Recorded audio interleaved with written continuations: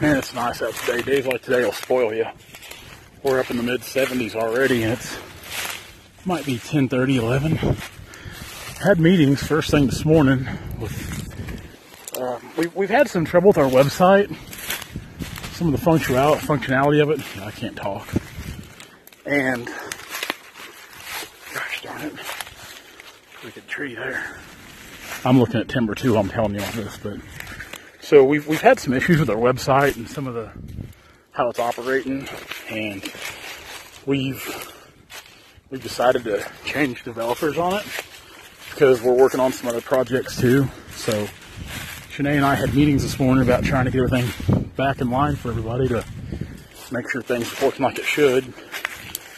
Because when people are using the website and paying for it, they need to get everything everything we promise them. But we are looking at some decent timber. I mean, it's nothing real big, but right here along the highway, I've drove past this thousands of times. Right there on the highway. That's old railroad bed right there, old train tracks. It's windy today, so we're not cutting. I bet the wind's gusting 40 to 50 miles an hour. It's really blowing hard. So you're getting to take a walk with me this morning through some timber. Kind of see what I look at when I'm looking at jobs. A lot of walking, and people call me all the time wanting to know prices for trees and what they're going to bring. Well, for me, I've got to physically lay eyes on trees. Like, I need to put my hands on them and really look them over. That's a really good red oak right there. Really good red oak. Good walnut there. Alright, let's resume.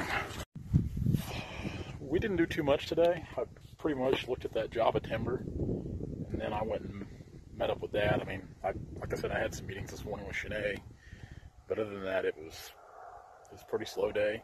The wind's still kind of blowing. Extremely nice out today. It's not going to be that way tomorrow, unfortunately. I think I heard we had highs like around 76, 77 degrees today, like new record highs. So it was a really nice day. Tomorrow, I think I've got to go to Harrisonville, Missouri to look at timber. So I got a little driving to do tomorrow. I talked to Dad. Dad said he bought a really good walnut tree today in Stockton. So we'll probably try to cut it next week. He said we'll have to have the skid steer there to kind of help with the cleanup. Maybe help load it too. I don't know. Don't know. Haven't seen the tree, but I'm sure it's a good one if Dad said it's a good one. So, but yeah, it's like I said, some days are full of adventure and excitement, and some days aren't. It's just, that's the way logging goes. I've had some people ask me about, our chainsaw maintenance, or just all kinds of questions about our saws and fuel. Recently had a gentleman ask about fuel, if we bought pre-mixed or mixed our own. We mix our own chainsaw gas. I don't buy any of the pre-mix. It's not like I'm not recommending the pre-mix, because I don't know. I've never used it. Never used pre-mix. But generally, whenever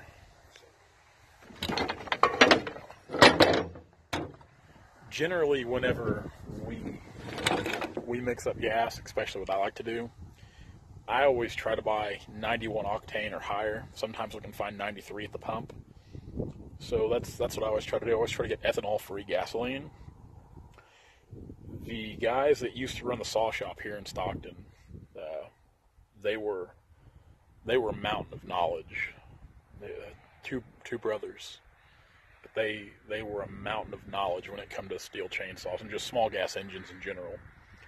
And I was sad when they finally just retired and hung it up. Both of them, I hated to see them go.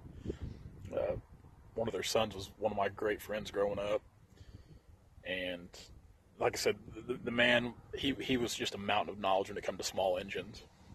And he told me that a lot of times that ethanol in gasoline now will dry out components on these saws, and it's overall not good for them.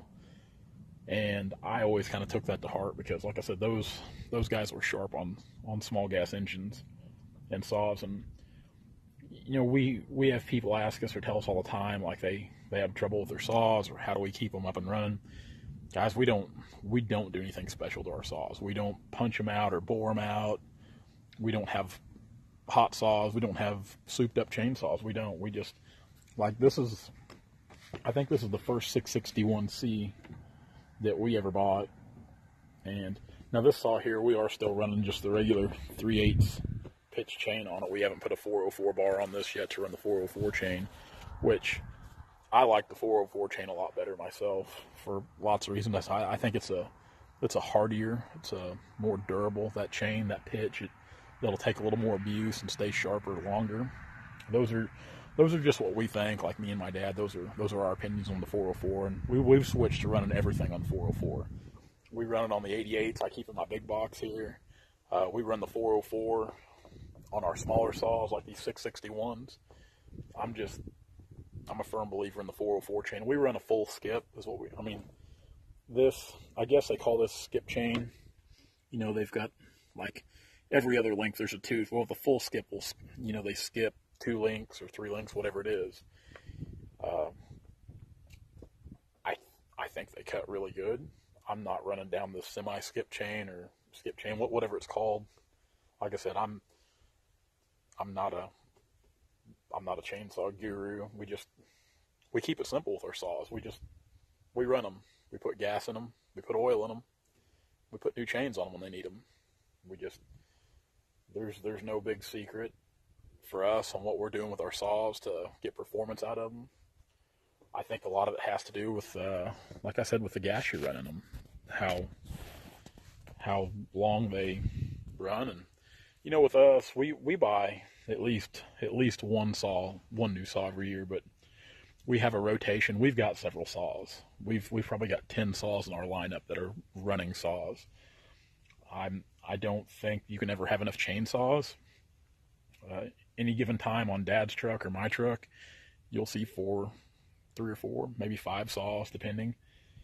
And that's just because it's nice to go to the woods. I mean, you always need a backup saw, and we like to have a backup saw for a backup saw. And of course, we keep an 88 with a long bar on it.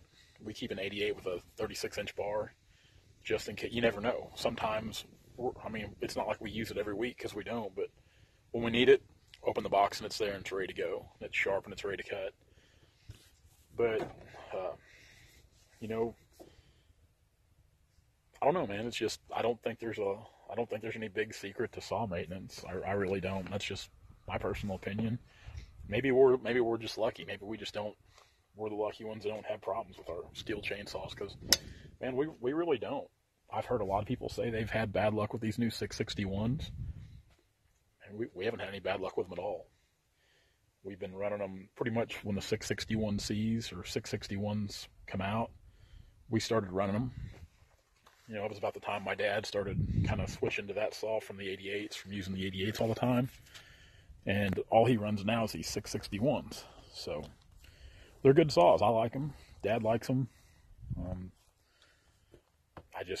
Like I said, people ask all the time, and I don't have any big secret to that. It's just run them. You know, the worst thing I think a lot of times for anything is if you don't run it, like if you let it set. And that's with chainsaws, that's with equipment, that's with anything. You know, things have to be ran.